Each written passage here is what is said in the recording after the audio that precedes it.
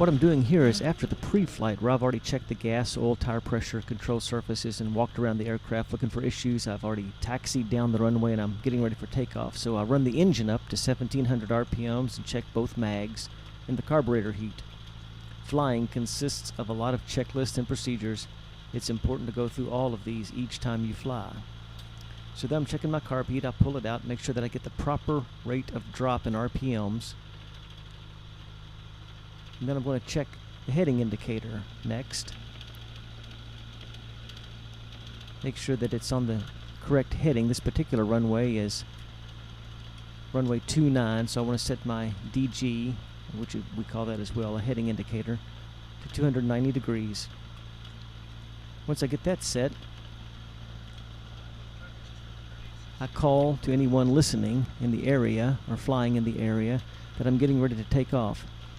I push the throttle in all the way. That's called balls to the wall. I'm holding the brake as it builds up RPMs, and then when I release the brake, the plane starts moving.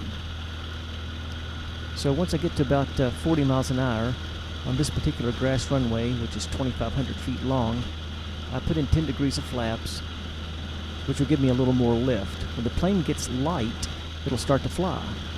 Then it gets kind of smooth, but I stay low to the ground. It's called ground effect. That allows me to pick up some speed. So at some point, you go ahead and you start pulling back so that you can clear all the buildings and trees that might be at the end of the runway, and you're flying. It's important at this point to keep track of your airspeed. This particular plane, the best rate of climb is 72 miles an hour, so I'll try to keep it at about that. Skipping ahead a bit, I'm turning out toward my destination, which is going to be Elizabethtown Airport. They got a nice 6,000 foot paved runway, and I'm pulling up on my comm the radio frequency where I can check the weather at that particular airport, and if I want to, I can put in the GPS location, the KEKX, and the plane will tell me what direction to fly to get there.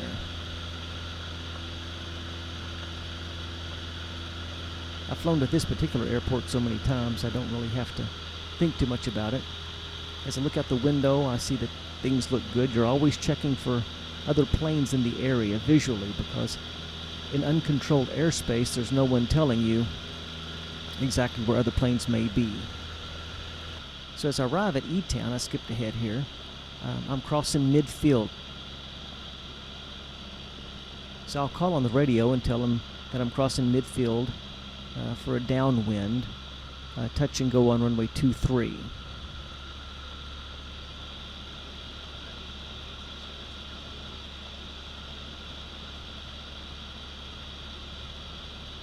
Always looking for traffic in the area. This particular airport also has a lot of skydiving at it, so you're always looking for parachutists in the area and listening for the plane that's having those guys jump out of it. Once I get a beam the numbers, which I see the 2-3 out to my left, I'll add 10 degrees of flaps. And I'm getting prepared to turn left base, which means I'm going to turn left. I'm making a big square before I land. All along, I have my hand on the throttle.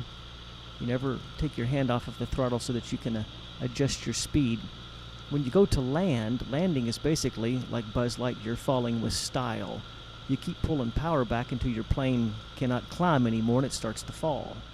But you do it in a controlled fashion. So at this point I add 20 degrees more of flaps on base, and then I prepare to turn final. And I'll call on the radio and tell any traffic in the area or on the ground that I'm turning final for runway 23. And I'm also going to tell them it's a touch and go, so they know that I'm not going to make a complete stop. The runway's in sight, so I keep cutting power or adding power as necessary to make sure that I actually make it to the runway. This is quite a long runway for such a little plane. But when we fly out of Vine Grove, which is a grass airport, we learn to use all the space we have. So my goal here is to land right on the numbers at the end of the runway and stay right in the middle. And this is a very wide runway as well. So I just keep reducing power until the plane comes down and settles in. Then I touch down on the center line. And since I'm just going to keep going again, I want to go ahead and take my flaps out, add power, and get the plane flying again. So I pick up speed, just like on the grass runway. When the plane gets light, I keep it in ground effect for a while to build up speed. And this is just a really long runway, so I have plenty of time, and then I can just climb on out. Always looking for traffic in the area, anybody on the ground or around. So this is what the runway looks like as I'm leaving it. I jumped ahead a little bit there, so it's 6,000 feet.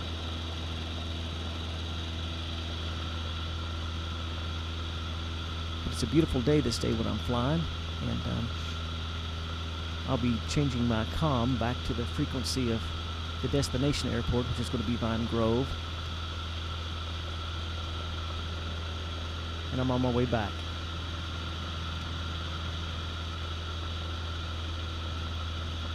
It's the same procedure. You still will go downwind, left base, final, and continue to cut power until the plane is on the ground. The good thing about powered aircraft is you can always add power and go around if there's something in the way or on the runway. I've skipped ahead here a little bit. I'm actually on final.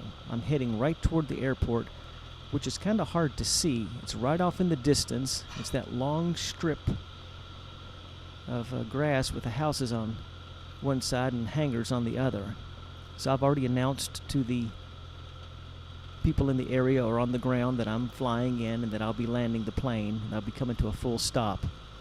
So I keep reducing power or adding power so that I make the runway. I've already added 30 degrees of flaps for final so that I can actually come in quite slow to this particular airport. You always land and take off into the wind as well. So I'm getting ready to land here.